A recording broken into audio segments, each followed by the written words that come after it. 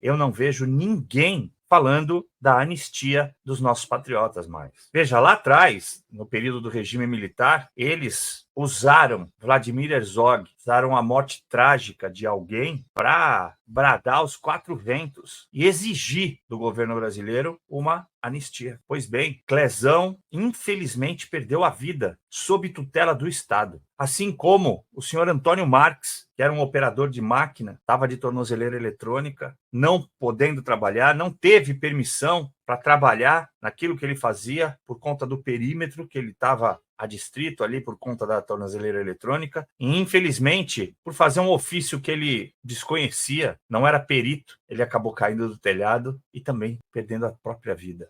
Agora nós temos duas famílias que, em virtude desse estado ditatorial que a gente está enfrentando, não tem mais o seu provedor, não podem ver mais esses chefes de família, esses pais, maridos, irmãos, filhos. E eu não vejo ninguém tratar de anistia dos patriotas. Mas não tem problema, é uma luta injusta, é uma luta inglória, mas ela vai recompensar todos nós no final. O final será glorioso, eu tenho certeza. Por isso eu estou trazendo aqui, mais do que informação, que eu tenho certeza que vocês têm essa informação, estou te trazendo esse clamor, esse pedido. Não vamos deixar a história não contada do 8 de janeiro ser calada, ser suprimida. Estou trazendo o pedido para você, para dar os quatro ventos, plataformas, me ajudar nisso. Vamos exigir a anistia dos patriotas. PL 5793, de autoria do deputado Ramagem, com autoria do deputado Mário Frias. Ele existe, ele tem que ser pautado tão logo eles voltem a trabalhar, tão logo o recesso termine. Por que ninguém fala disso? A você que está aqui, a você que teve...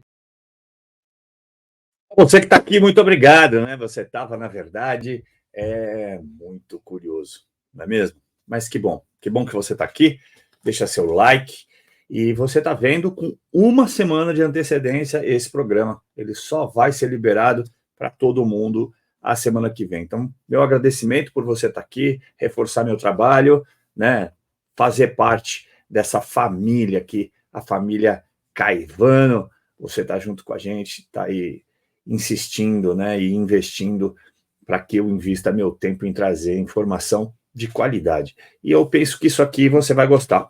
O meu canal, lá para outubro, novembro de 2022, ele tinha ali pouco mais de 40 mil inscritos. E a gente dobrou de tamanho, né, ultrapassou o dobro. Hoje a gente tem aí 87 mil, quase 87.500.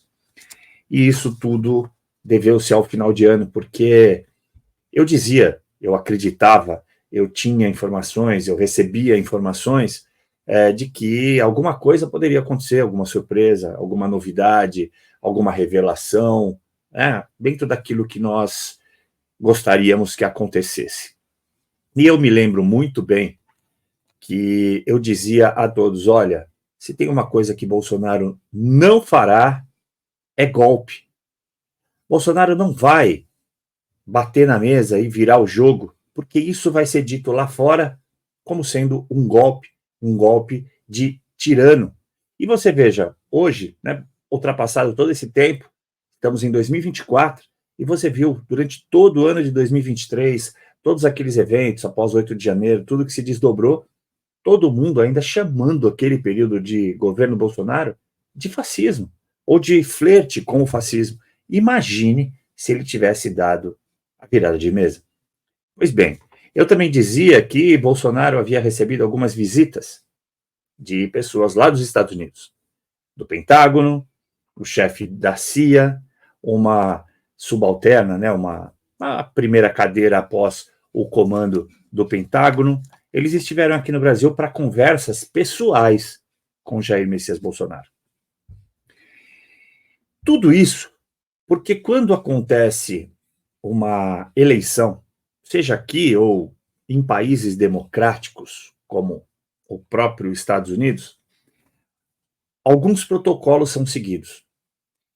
E para que não haja esse golpe, não haja a possibilidade de um golpe, não haja a possibilidade de não haver eleições, é que são adotados 5 protocolos que eu vou trazer para você.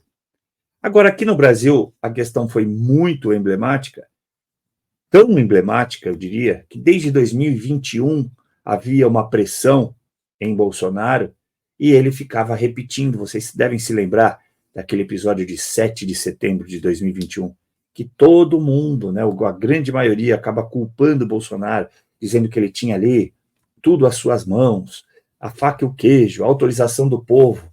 Não basta ter autorização do povo. É preciso ter autorização do nosso principal aliado, o chefe da OTAN, os Estados Unidos. E os Estados Unidos não deram essa autorização. Vamos com calma. Dentre esses 5 protocolos, ou para além desses 5 protocolos, antes que fique iminente a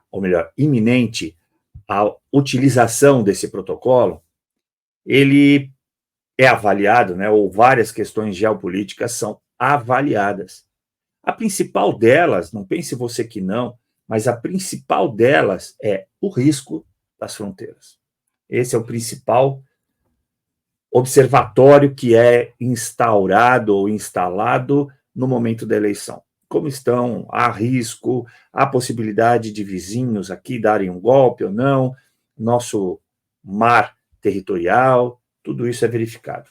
O segundo ponto é a nossa balança comercial. O risco de ir para cá ou ir para lá, ou evidentemente, numa ruptura total, o que aconteceria? Quais seriam os parceiros que continuariam negociando conosco? Quais não negociariam? E eu disse isso muitas vezes. Fui muito criticado, fui chamado até de burro, eu fui chamado, né, de uma pessoa que não estava informada. Pois bem, na data de anteontem agora, eu recebi uma ligação de uma pessoa muito bem informada, que está admirando meu trabalho, me ligou para conversar, é um sujeito com uma formação específica nesse segmento, e que se dispôs, indicada por uma outra pessoa, acabou chegando até mim e conversamos por mais de 1h30, para você ter uma ideia, na primeira vez que a gente estava conversando. Mas, para além dos elogios do trabalho, ele disse, olha, você estava no caminho certo.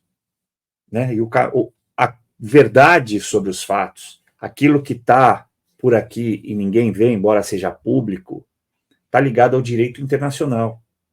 Está ligado a essa linha de países, principalmente os países membros da OTAN, Organização do Tratado do Atlântico Norte, que os Estados Unidos são o principal provedor, são o principal influenciador, não sei nem se estão ocupando cadeira de presidência, se existe isso ou não, mas não importa.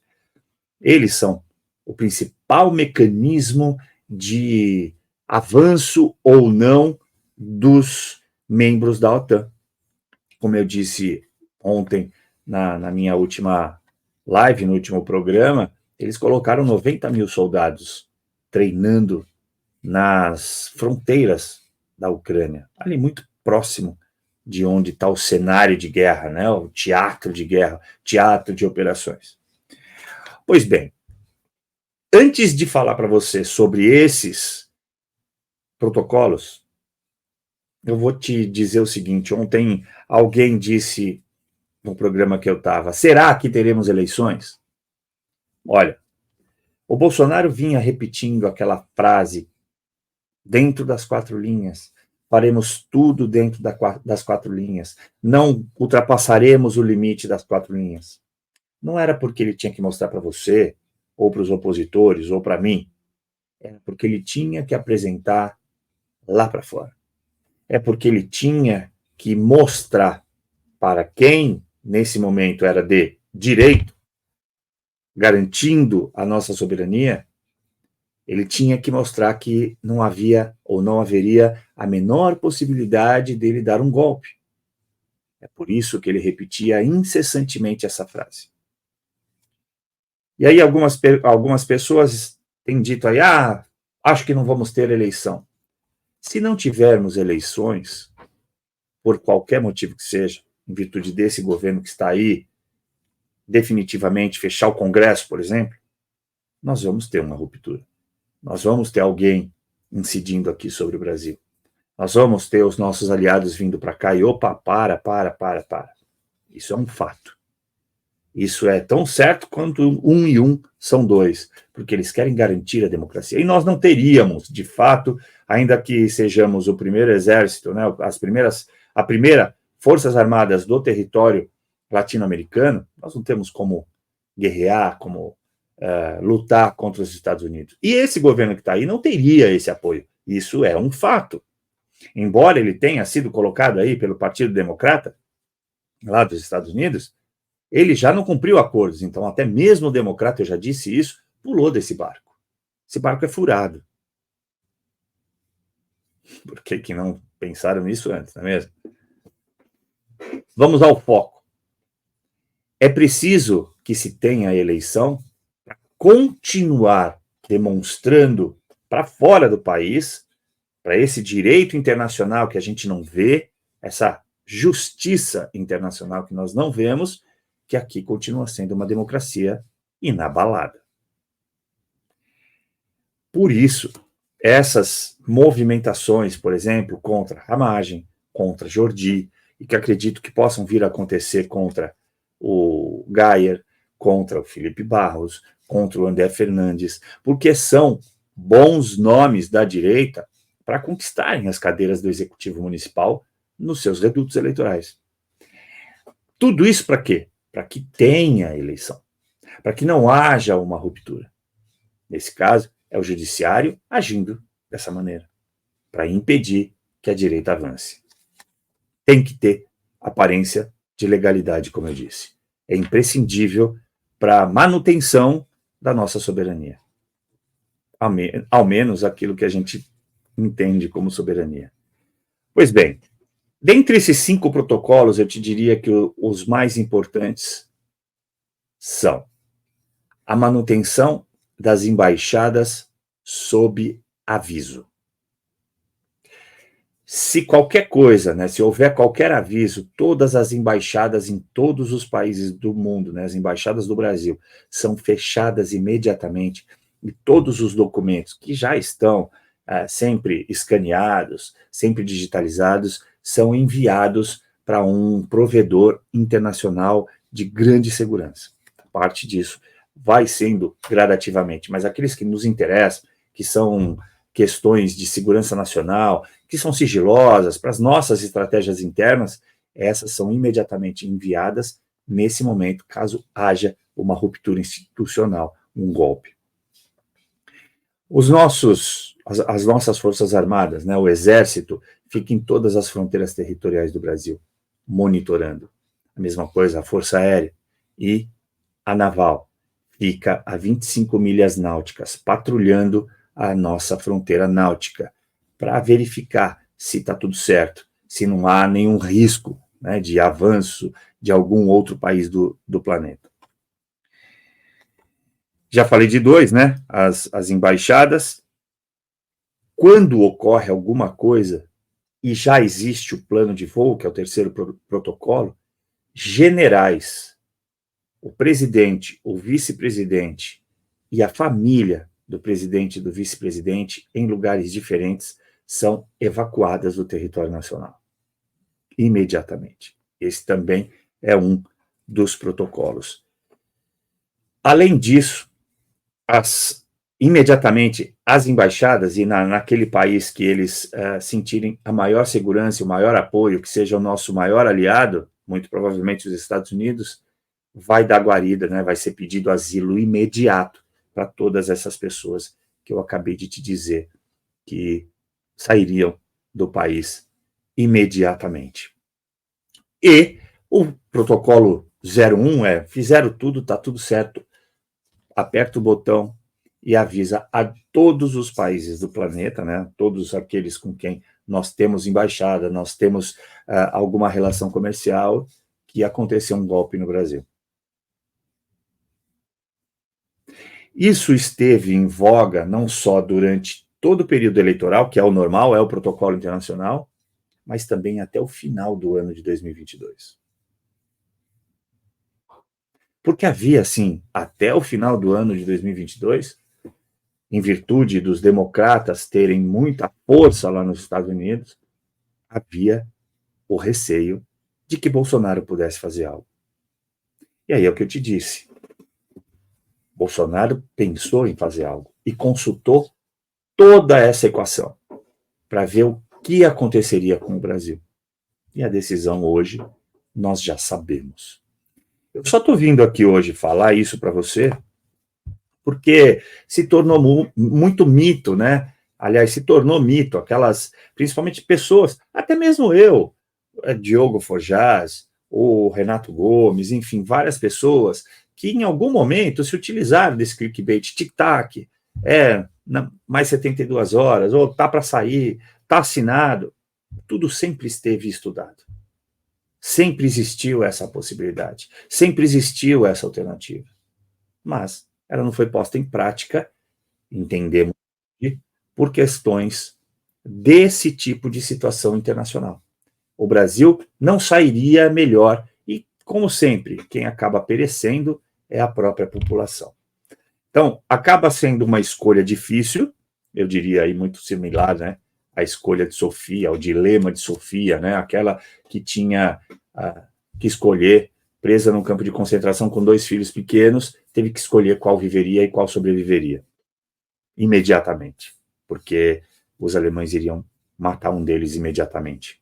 E aí ela escolhe e no final o outro também não resistiu, não sobreviveu à crueldade, né? Não é nem rigidez, é a crueldade de um campo de concentração, a falta de comida e acabou perecendo, adoeceu e também morreu.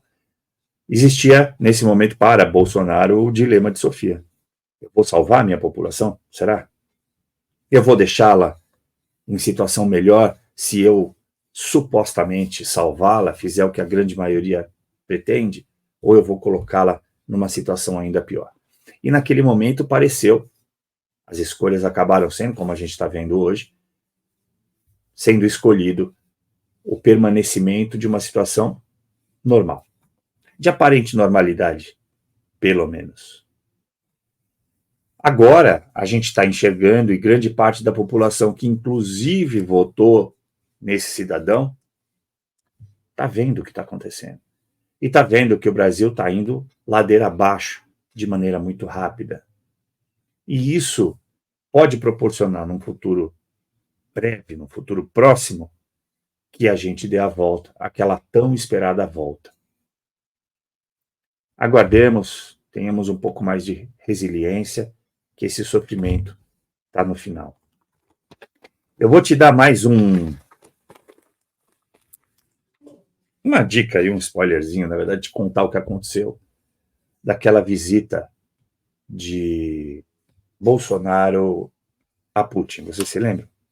Muita coisa foi falado até que ele foi pedir ajuda para Putin. Não, Putin não é, a Rússia não é o nosso maior aliado.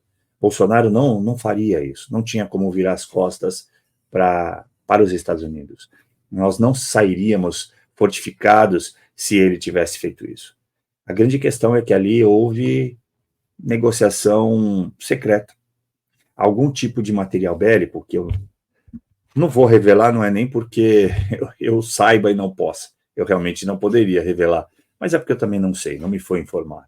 Mas houve, nós mandamos, o Brasil, apesar da gente ter essa síndrome de cachorro vira-lata, nós produzimos algumas coisas muito boas. E foi sim, em troca dos fertilizantes, uma parte foi trocada por material bélico que nós enviamos para lá. E isso tudo dentro de uma perfeita normalidade, claro, sob sigilo para esse comércio, mas dentro de uma perfeita normalidade, né? Foi pré-invasão da Ucrânia, então não tem nada de, fomos aliados de alguma coisa, tudo dentro daquilo que estava planejado, daquilo que eles fazem, sem que a população fique sabendo. Porque o Brasil é bem visto, e foi muito bem visto durante todo o período Bolsonaro, embora, obviamente, a mídia vai dizer sempre o contrário.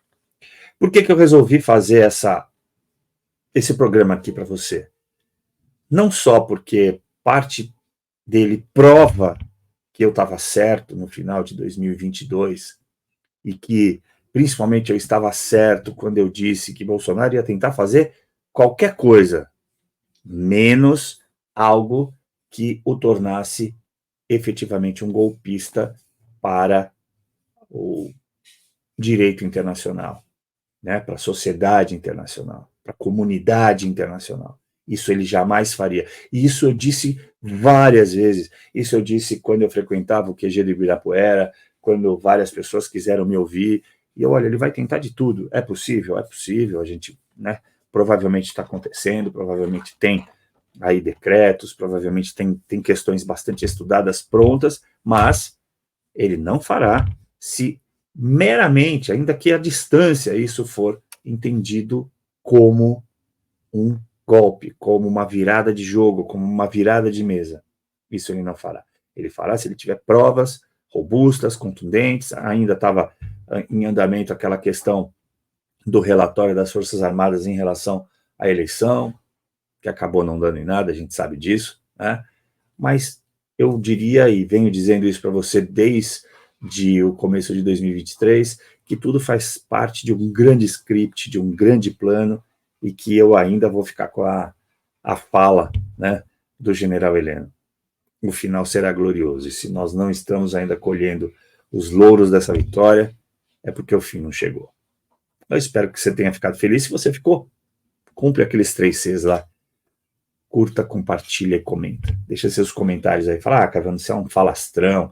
Não, pô, bacana, você estava certo. Ah, você só falou mais do mesmo. Diga o que você quiser. Eu vou ouvir. Ó, defenda isso aqui. Posso não concordar com o que você diz, mas defenderei até a morte o teu direito de dizer é por isso que eu luto pelos patriotas. Beijo enorme no seu coração. Fica aí mais 2 minutinhos e vê o nosso videozinho de sempre.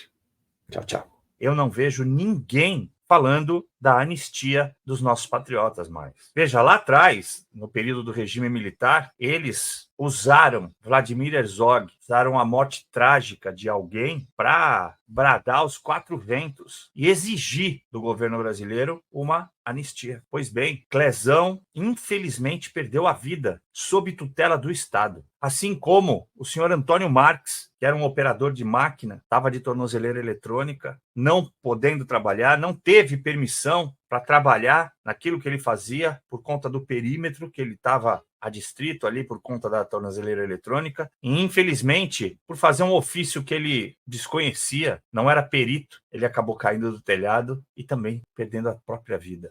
Agora nós temos 2 famílias que, em virtude desse estado ditatorial que a gente está enfrentando, não tem mais o seu provedor, não podem ver mais esses chefes de família, esses pais, maridos, irmãos, filhos, e eu não vejo ninguém tratar de anistia dos patriotas. Mas não tem problema, é uma luta injusta, é uma luta inglória, mas ela vai recompensar todos nós no final. O final será glorioso, eu tenho certeza. Por isso eu estou trazendo aqui, mais do que informação, que eu tenho certeza que vocês têm essa informação, estou te trazendo esse clamor, esse pedido. Não vamos deixar a história não contada do 8 de janeiro ser calada, ser suprimida. Estou trazendo o pedido para você, para dar aos 4 ventos, plataformas, me ajudar nisso. Vamos exigir a anistia dos patriotas. PL 5793, de autoria do deputado Ramagem, com autoria do deputado Mário Frias. Ele existe, ele tem que ser pautado tão logo